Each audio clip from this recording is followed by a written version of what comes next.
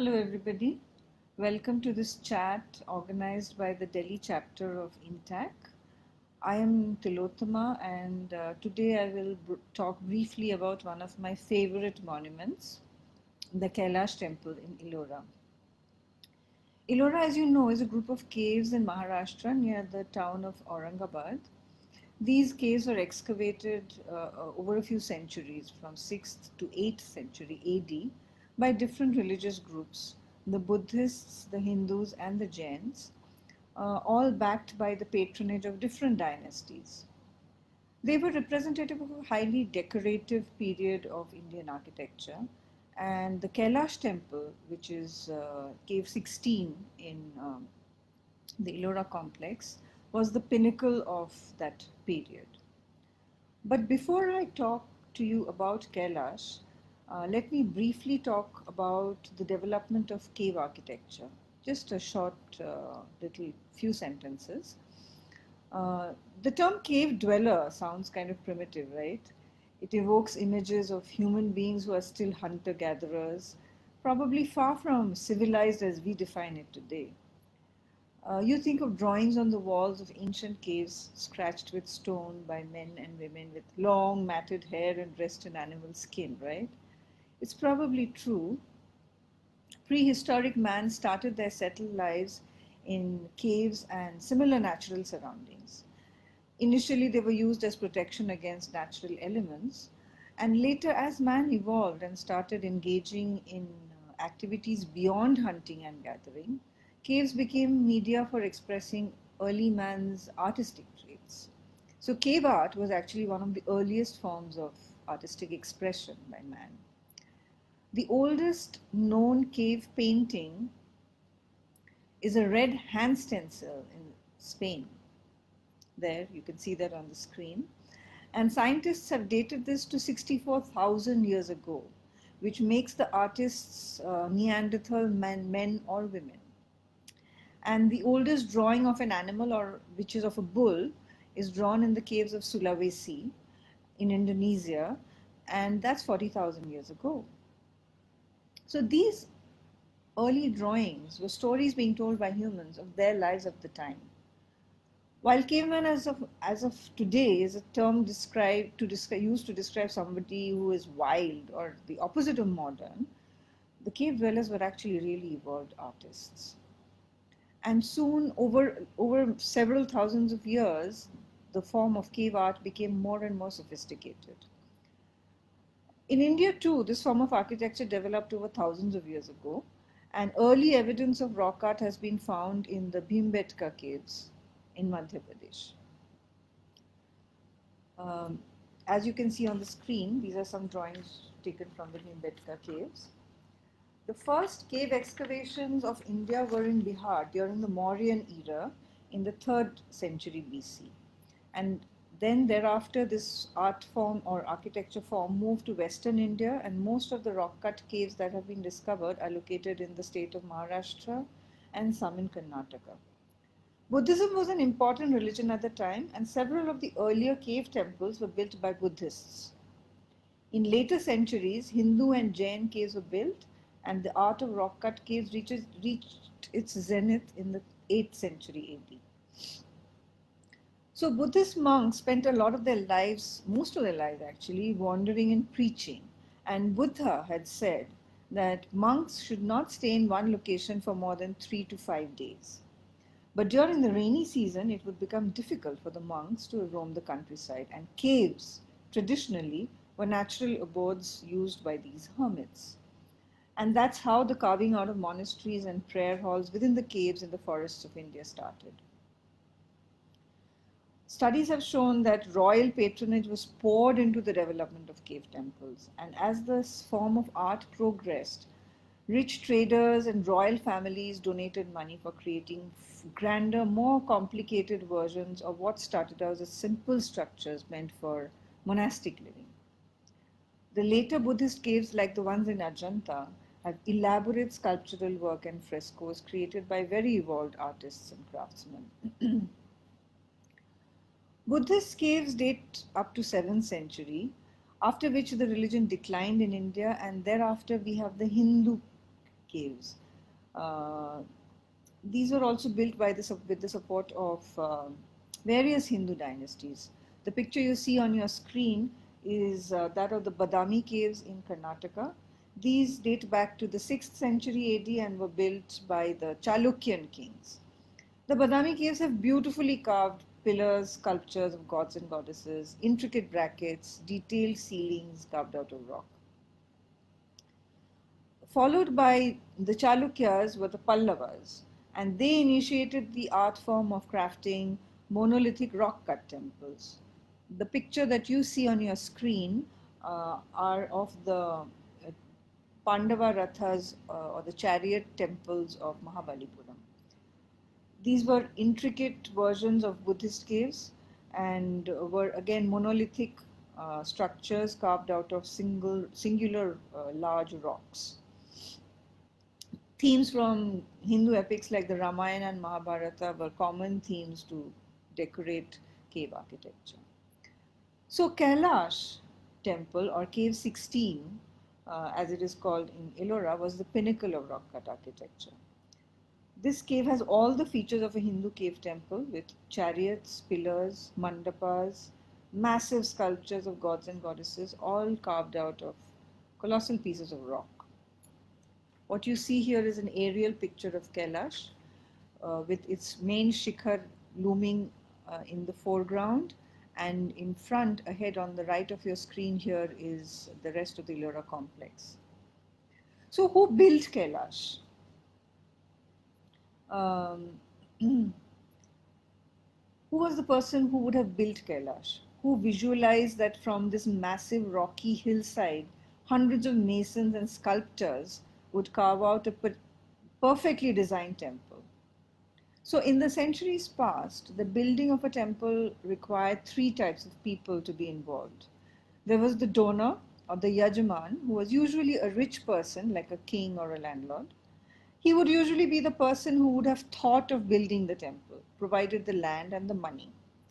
Then there was the sthapak or the priest who would plan the temple's spiritual character, the deities, how the worship was to be conducted, and such details. And the third person was the sthapati or the architect who was responsible for the design and execution. The Kailash temple was built with the support of the king of the Rashtrakuta Empire. The Rashtrakutas were at the time in the 8th century ruling over a large part of India, central, western, and southern India. And the king in question is Krishna Raja I. He was the monarch from 757 to 772 AD.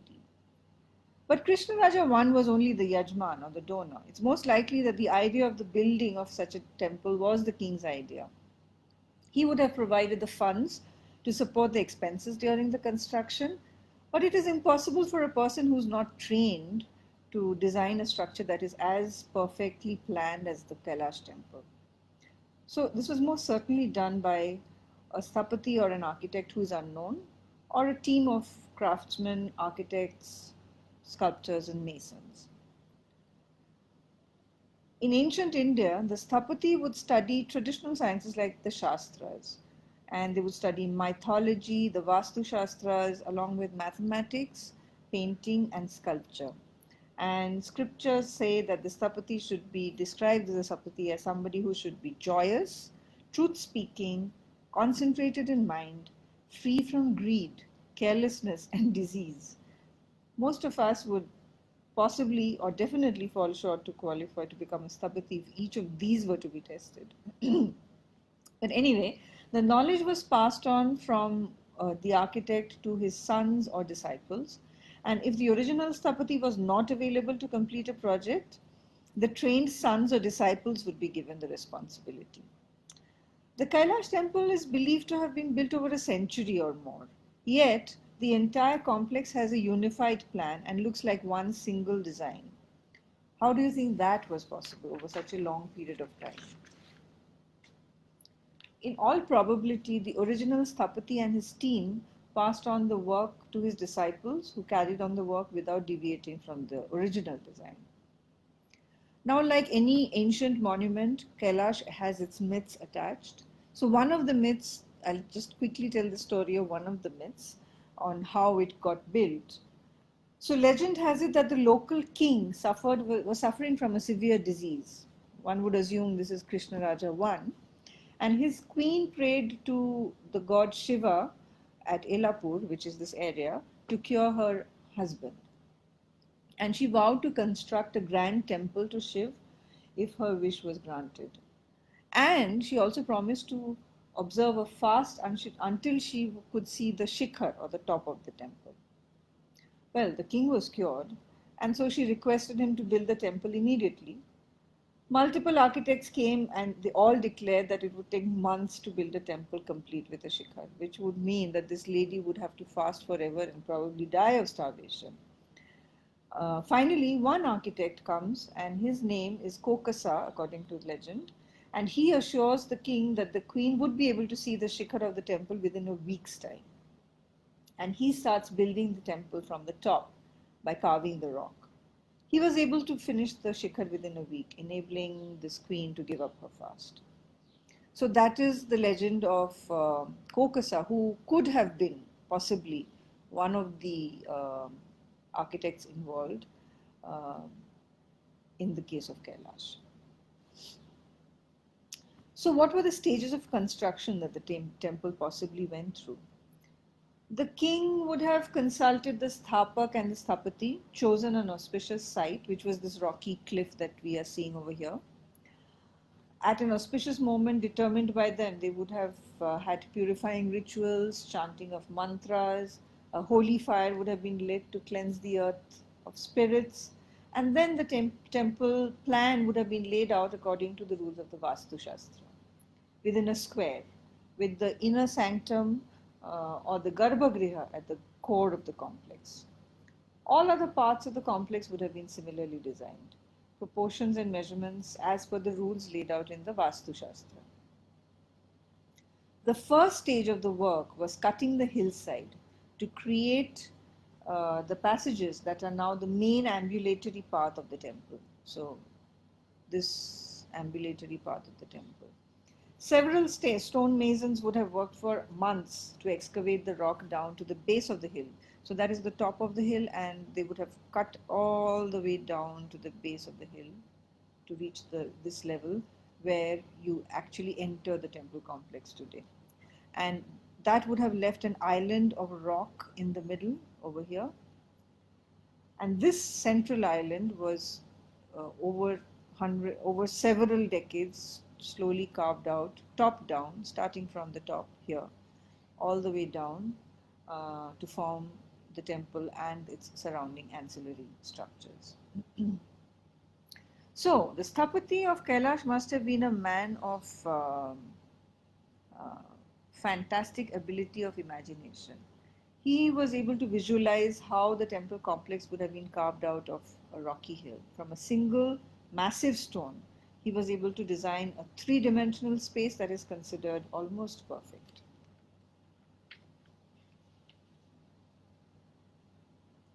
It's estimated that about 7,000 craftsmen would have worked on this temple over 150 years.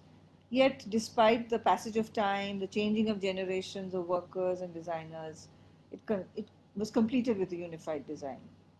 And since it was made by cutting a single rock from top to bottom, one would imagine that every single design and measurement would have been planned very accurately before construction. Once it was cut, there would be no chance to make corrections by adding pieces of rock or stone.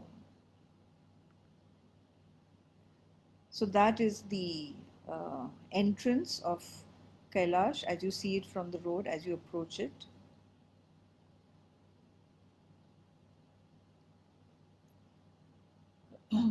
Today, architects and engineers use sophisticated softwares like CAD, etc. How do you think these people would have done their measurements?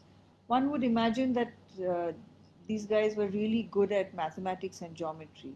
They would have done calculations by hand, hardly using any technology. And the other thing to wonder about was how do you think they planned the sequence of work that involved cutting a solid rock face to create this temple complex? without compromising on perfect calculations, the beautiful carved decorations that seemed to be in perfect harmony. It took a lot of planning, I would say, but there was no way to guess how this was done. Did the team of designers and site managers sit, write down a flow of activities, and then followed it through? We don't know. So, looking at the plan of Kailash, Kailash is laid out in a west to east alignment with the entrance facing the west. So, you enter from here, uh, at, and this is the main structure, and that is the Garbhagriha over which the tallest point of the temple complex is, the spire. It was constructed in two levels, so you enter at one level and you can take around that level with the which is like a pradakshina path. But if you want to enter the actual temple, you have to walk up a staircase which is symmetrically available on both the sides, and you walk up the staircase, enter the mandapa over here, which is a prayer hall, and then you walk into the main shrine. In the other direction, at the upper level, is the Nandi pavilion where there is the Nandi bull sitting, and here above the main gate is like a balcony from where you can stand and look down into the garden in front. Here you can see the uh, elevation, the side elevation of the temple complex, giving the various heights as the temple. So this is the gate, this is the entrance gate. This is the main entrance foyer area, above which is the Nandi pavilion. And then there is a bridge on the upper level. You cross the bridge. This is the mandapa. This is the area of the mandapa with the pillared hall. And here is the main Garbhagriha. And when you step out of the Garbhagriha at this level, you can again go around this complex, and there are these smaller shrines. There are 5 of these smaller shrines which surround it. So now let's walk into the temple complex.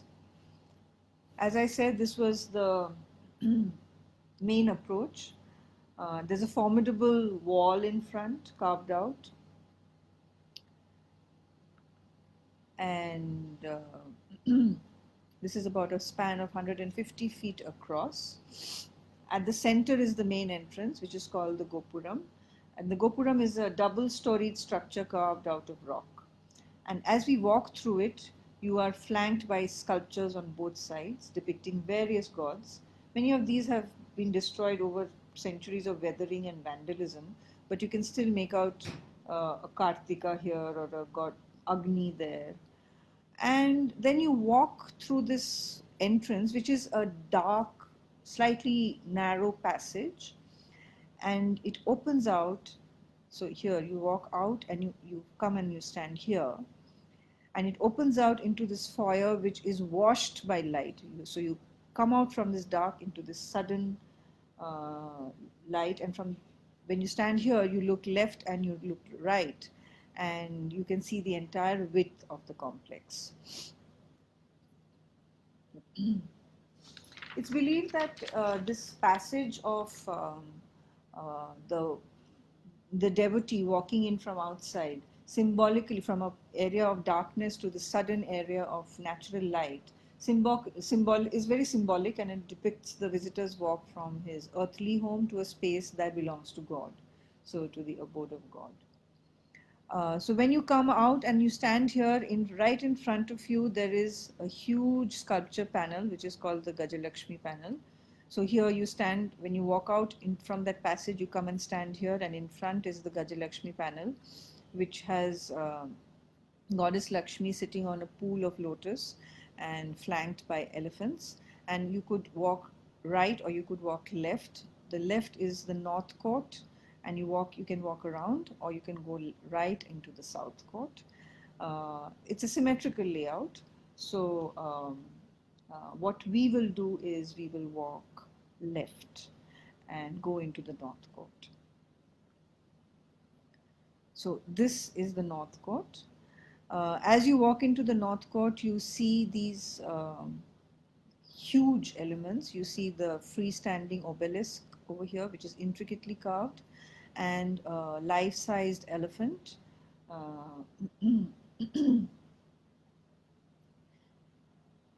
The sky is visible above, and it's extremely dramatic.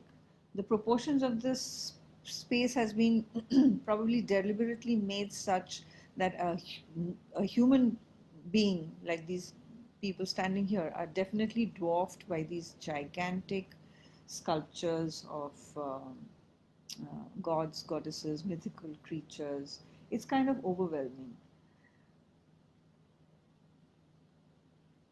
The elephant was a popular motif of the Rashtrakuta Empire and was often placed at the entrance of temples.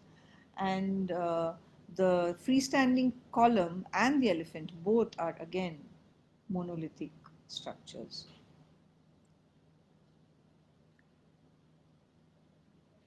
Then, as you walk beyond this, here you are, this is another visual of the North Court.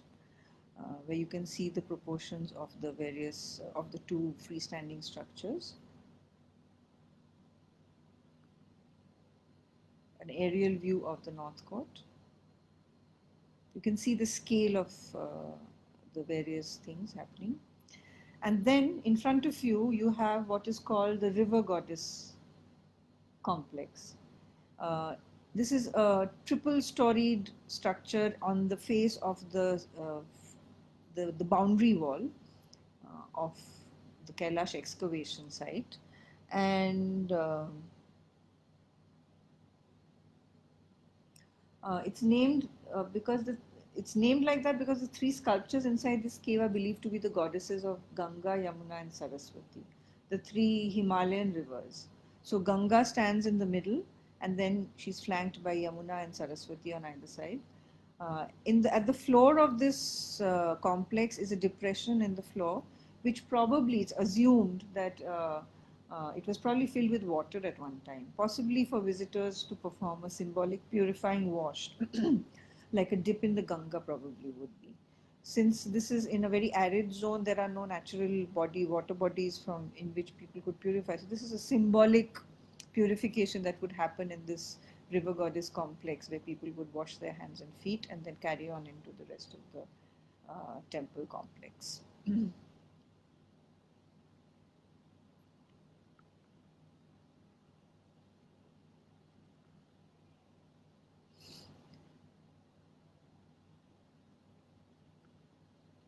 So that is the North Court. And then as you walk down the path, you walk behind the temple, and this is what is called the Eastern Aisle. All along this ambulatory path that is there, the boundary is a series of galleries cut out of rock, and these inside these are sculptures which are large size. So this gallery, for example, has a series of sculptures depicting Shiva doing various things in his various avatars. And when you're standing in this aisle, the striking feature is this rock overhang, this rough cut rock overhang, which is like about 30 feet of cantilevered ceiling, which is hanging on top of your head. And you can feel the raw power of nature over here. And combined with the presence of the temple, which itself is awe-inspiring, it really seems as though nature and God are overwhelming us. Now, when you're standing here in the Eastern Aisle, the base of the temple has got a series of giant elephants standing with military precision at the base of the temple. They look like they're holding up the entire temple on their back. And some of these can be seen fighting lions, mythical dragons, and each of these creatures are really nearly life-sized and carved out of the natural rock. And this overhang over here is 30 feet of solid rock projecting out from the gallery towards the center of the aisle. That's about 35 million pounds of unsupported stone right above our heads. think of were there structural engineers who considered these elements? They must have, and they've obviously done the calculations right, because they've been standing there for all these centuries.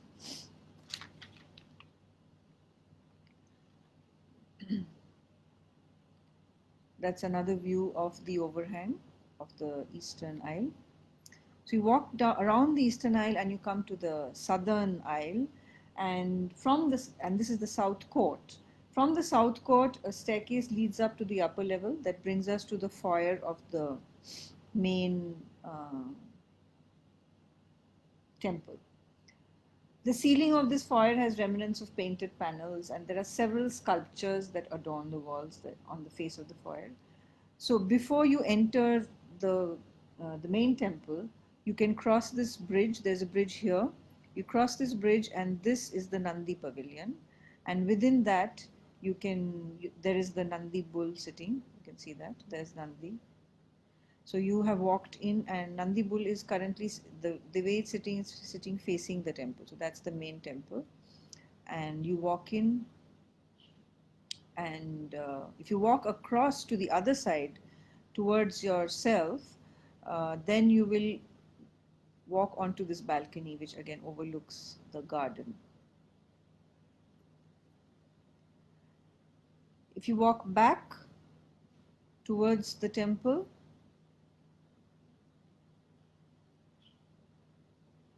this is the main mandapa, or the main prayer hall of the temple. There are square columns which are elegantly carved, which support the hall, and it's kind of dimly lit. Devotees would gather to see the deity over here, and the only light that enters these halls are from the doors and some stone grilled windows. On the ceiling of this wall are again many more sculptures. Difficult to see today because it's kind of dark, but you can see Shiv Parvati. There are sculptures of Shiv Parvati. There are sculptures of Lakshmi. Various other stories depicted.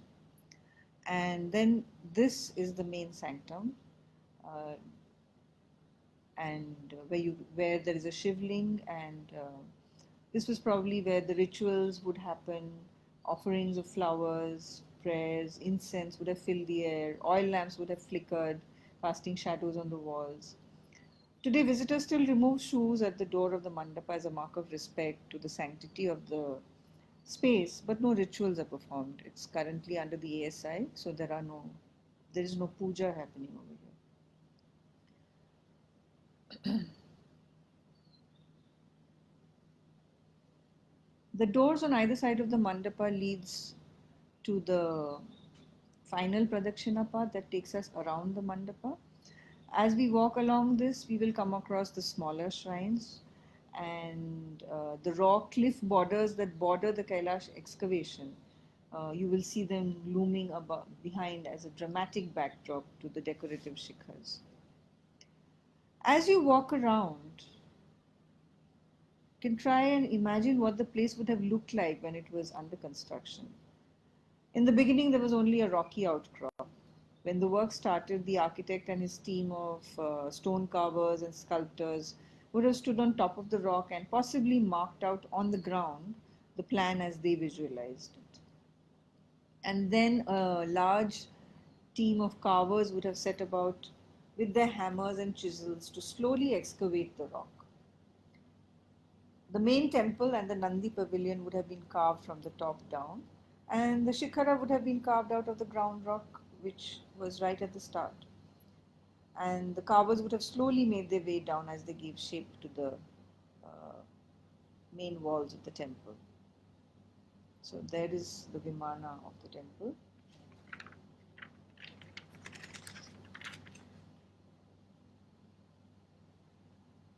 Excavating the Pradakshina path would have required tons of stone to have been excavated out and removed from the site. That's another complex problem to deal with. Without engineering tools and machinery, how do you think this was achieved? Maybe there were elephants on site carrying away rocks and stubble as the complex slowly came into view. The elephants would have provided inspiration to the sculptors, probably, to carve out the lifelike replicas. When you walk back into the down the staircase and come back to the southern aisle, and you look around at the various sculpture panels and uh, various reliefs that are there, you will see something like this, which is the Mahabharat panel on one side. On the other side, on the symmetrical opposite side, there is the Ramayana panel, intricately carved out stories from the epics. But the one sculpture that I would like to talk about is the sculpture that depicts Ravan shaking Mount Kailash. And I'd like to close the chat describing this panel. This panel is at the base of the Kailash temple, and you will come across it when you're walking around the temple on the south side. It's about 20 feet high, and it depicts this legend of Ravan shaking Mount Kailash.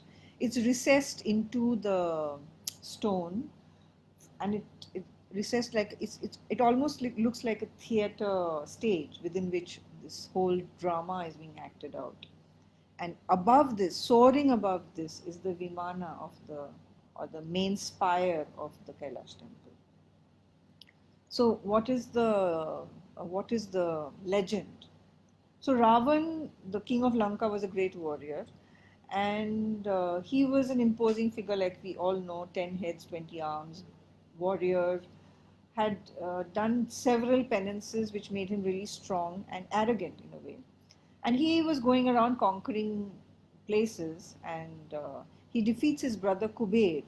And Kuber has this flying chariot, the Pushpak.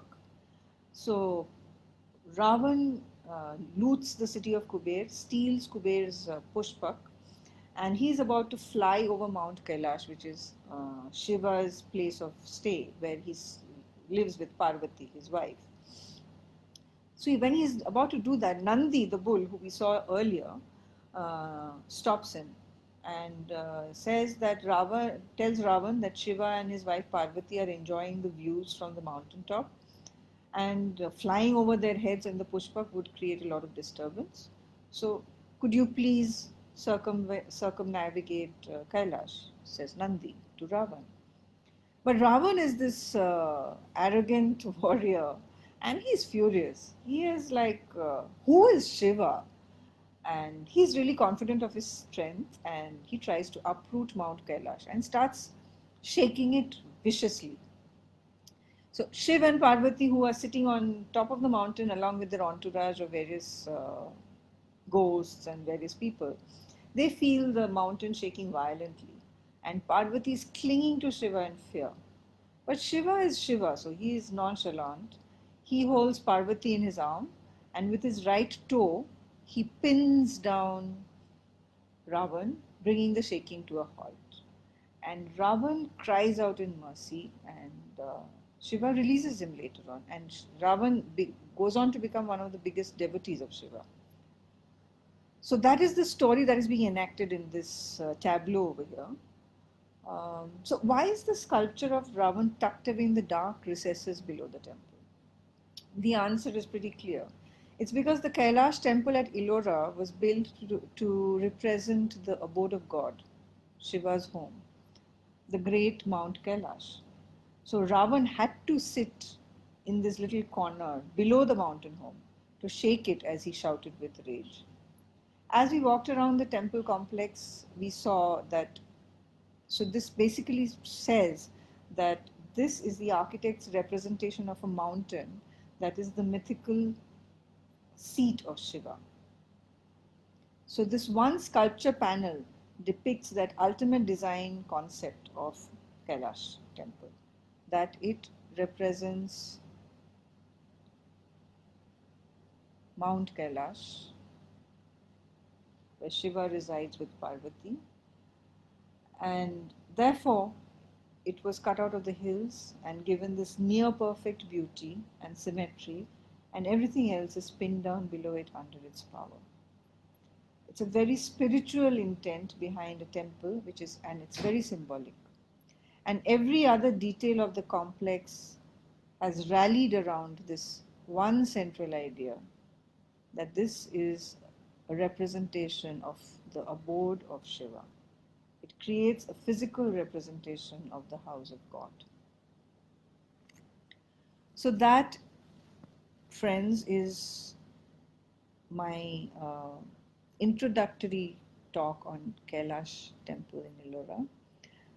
The place is so full of wonderful details that one can spend many such sessions describing each corner of the complex. This is just an introduction to how this place would have probably been built, and I encourage each one of you to visit Ellora and see Cave 16 along with the other caves that are there, which themselves are also really worth seeing. You can spend days and days in this complex, being bedazzled by the complexity of art and architecture that developed so many centuries back. We couldn't broadcast this live because of a technical glitch, and I apologize for that. I hope you liked the presentation. If there are comments or if you have questions, please write down in the comment section below the broadcast, and I will be replying to each one of you. Thank you.